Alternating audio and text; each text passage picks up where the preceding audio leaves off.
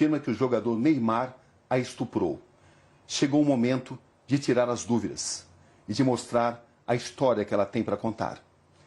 Qual é o seu nome completo? Nájila Trindade Mendes de Souza. E quem é a Nájila Trindade Mendes de Souza?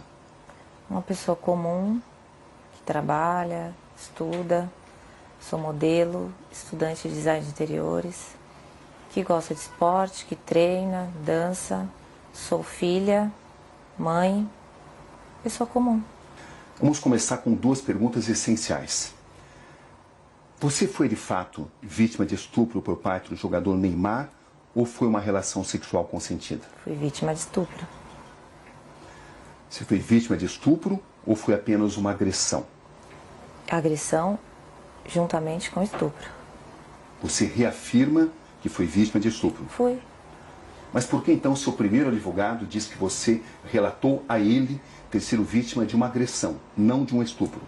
Primeiro que ele não estava acreditando totalmente em mim. E eu senti preconceito da parte dele. Porque ele disse pra mim que... você vai ter que cortar a unha, a gente vai ter que levar isso pra frente, mas você... Então, o que deu a entender que você foi estuprada, você não foi estuprada, você deu porque você quis, você fez porque você quis. Então, eu vou isentar essa parte, eu não vou colocar essa parte. Vou falar agressão porque eu tenho as provas, você me mostrou as provas da agressão, que foram as fotografias. E eu acho que ele só acreditou em mim porque ele viu a foto que o próprio Neymar mandou pra mim. Minha foto machucada. Como é que você conheceu o Neymar, Nájila? Através de uma rede social. Qual foi a rede social? Instagram. Como é que foram as conversas? Como é que você as escreve? Normal, eu mandei uma imagem pra ele, não era foto nude meu, era um texto. E ele respondeu e a gente começou a trocar mensagens. E depois de um tempo ele pediu o meu WhatsApp e eu passei. O próprio Neymar divulgou alguns trechos onde aparecem conversas de cunho sexual. Uhum. Quando é que essas conversas começaram? Naquele momento. Do WhatsApp. E você tinha ciência de que uma relação sexual poderia acontecer? Sim, o meu intuito era esse. Era o seu intuito? O meu intuito era ter uma relação sexual com ele. Desde quando você passou a pensar dessa forma? Quando eu comecei a falar com ele. Em que situação você viajou para Paris para encontrar o Neymar? Não, quem é que pagou a passagem? Ele. Ele pagou. E as suas despesas, quem pagou? Ele, do hotel. Isso ficou claro desde o início? Não, a gente conversou, eu conversei com ele como uma pessoa comum. Era um intuito sexual, era um desejo meu. Acho que ficou até claro para ele isso. E ele perguntou quando eu poderia ir e eu disse, no momento eu não posso, questões financeiras, eu não podia ir. E também questão da minha agenda, do meu trabalho, enfim. E daí ele me sugeriu, tá, mas eu posso resolver isso. E aí eu fui com a passagem. Você levou dinheiro seu também? Levei. Ou seja, você viajou para Paris com que expectativa, Nájila? De ficar com ele, de encontrar com ele. Isso de realizar um desejo meu. Isso incluiu uma possível relação sexual? Obviamente. Você pensava nisso? Sim. Estava preparada para isso? Estava. Era algo já consentido, consensual entre vocês? Era. Quando você chega a Paris, o que acontece? Eu vou pro hotel, ele me manda mensagem falando que ia para uma festa e que ia passar lá antes para me dar um beijo, para me cumprimentar antes de ir nessa festa. E a partir disso, o que acontece? Eu tinha um desejo de ficar com o Neymar. E quando eu chego lá, tava tudo bem, tava tudo legal as mensagens. Uhul, eu ia conseguir, entendeu? Só que quando ele estava agressivo, totalmente diferente daquele cara que eu conheci nas mensagens. Até aí, tudo bem. Como eu tinha muita vontade de ficar com ele, falei, ok, vou tentar manejar aqui. E a gente começou a trocar carícias, começou a ficar, a se beijar. E daí ele me despiu. Até então foi tudo consensual? Foi. Até aí tudo bem. Sim. Só que depois ele começou a me bater. E eu falei assim, nos primeiros, ok, tava tudo certo. Só que depois começou a me machucar muito. E eu falei, para. Você falou isso de forma clara? Falei, para, está doendo. E ele falou, desculpa, linda. Ok, continuamos. Deitados na cama, rolando e tal. Eu falei, você trouxe preservativo? Porque eu não tenho. E ele disse, não. Eu falei, então não vai acontecer nada além disso. Porque não podemos. Qual foi a resposta dele?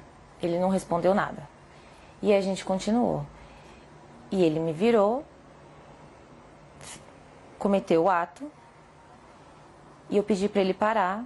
Enquanto ele cometia o ato, ele continuava batendo na minha bunda violentamente. E depois eu girei. Foi tudo muito rápido, questão de segundos, e me retirei. Foi isso que aconteceu. Você está totalmente convencida que conseguiu mostrar a ele que você não queria, não desejava mais a relação sexual? Eu falei, para. Não, para. Eu falei. E ele nunca disse nada a você? Ele não se comunicava muito. Ele só agia.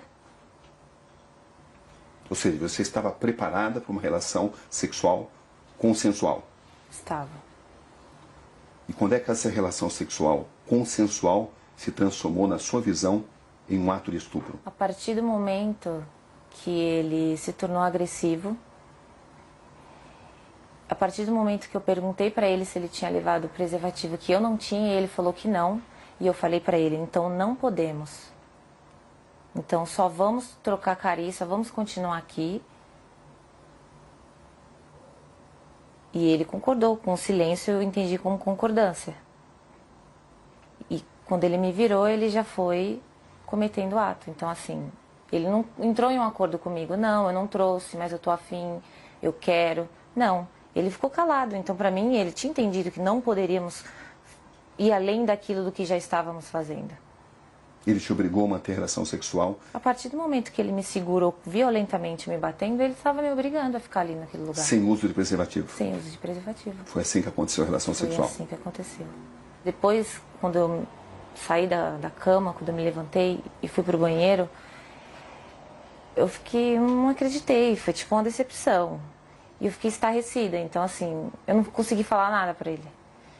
Não consegui xingar, não consegui chorar, não consegui falar nada. Eu só fiquei em estado de choque, assim. E depois ele levantou, foi pro banheiro, e quando ele entrou por uma porta, eu saí por outra. Você manteve várias mensagens com o Neymar, mesmo depois desse acontecimento, do dia 15? Mantive. Por que você continuou conversando com alguém que a estuprou? Porque primeiro que eu tive que assimilar tudo. Todo o acontecimento. E quando ele saiu do quarto, e eu comecei a entender tudo o que tinha acontecido comigo, e como ele foi estúpido, como ele foi ruim, como ele me violou e me violentou, eu quis fazer justiça. Porque eu não acho que só porque eu estava afim de ficar com ele, ele tinha o direito de fazer aquilo comigo. Então, no primeiro momento, eu não consegui reagir devido aos traumas. E depois eu sabia que se eu não falasse com ele normalmente, fingindo que eu não tinha entendido o que aconteceu, ele não iria mais falar comigo. Eu não teria como provar o que ele fez comigo. O pai do Neymar relata que sofreu uma tentativa de extorsão. Da minha parte, não. Você ficou sabendo disso? Fiquei. Que os seus primeiros advogados tentaram extorquí-lo. Você ficou sabendo disso? Fiquei. E eu comecei a desconfiar disso no momento que ele não deixava dar queixa. Você foi à polícia contra a vontade dos seus advogados? Foi. Inclusive, porque eu tomei essa decisão, ele decidiu abandonar o caso. Você tinha conhecimento de que tinha sido pedido uma indenização ao Neymar e ao pai dele? Não.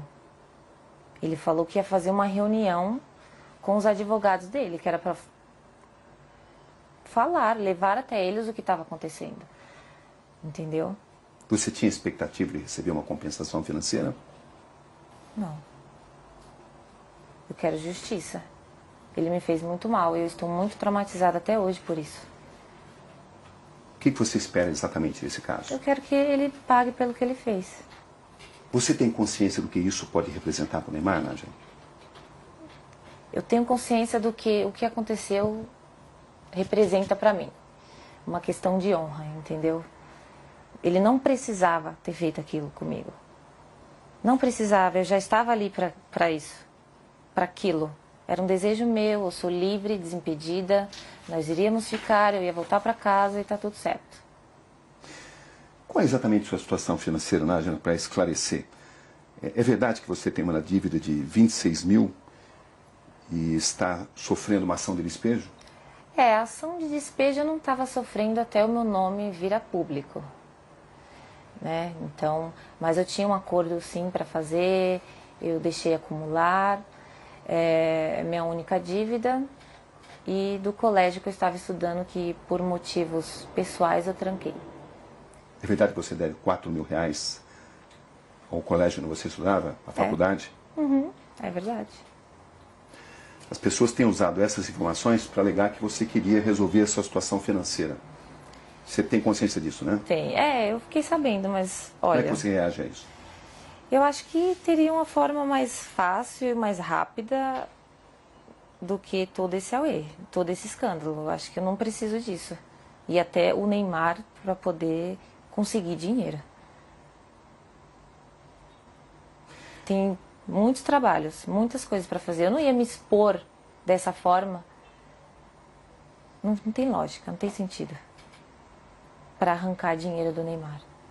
Desculpa, não preciso disso.